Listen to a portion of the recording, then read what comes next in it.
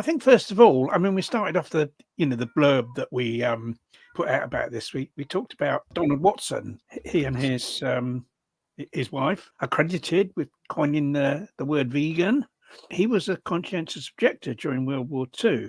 So you had a person right at the beginning who was a conscious objector. So obviously he was an objector to war.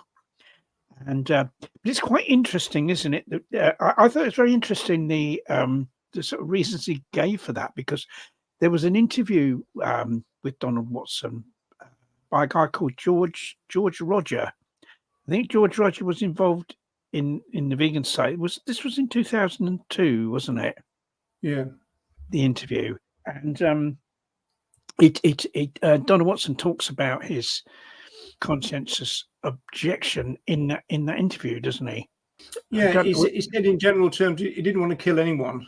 One of the things he was also concerned about was that if he put himself under military rule, he would have to do anything they ordered him to do or face the consequences. And he was worried that they might order him to be involved in the killing of other animals.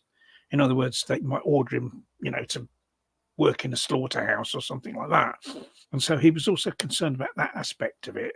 And that was one of the reasons he objected. There was at least two others of the pioneers, the Hendersons.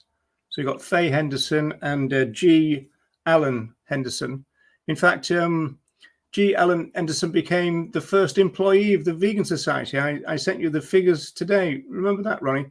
So I think he was employed at the magnificent salary of £250 a year. Right, that was way back in 1947. Of course, it's worth more now, but nowadays that is worth £12,500.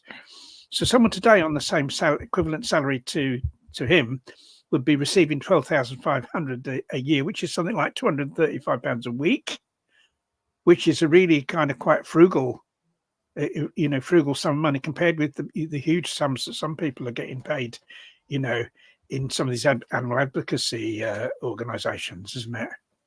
Yes, indeed. So what prompted you to work out the modern day rate then, Ronnie? I was just interested to see what the equivalent of that was today, because when I started work, my first job in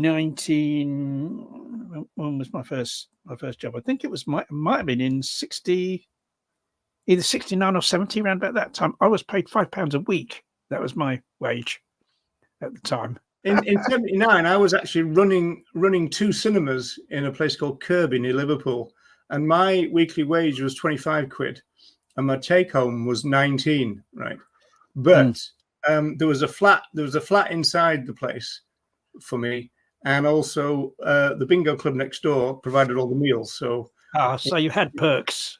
I had perks, yeah. Peter Perk.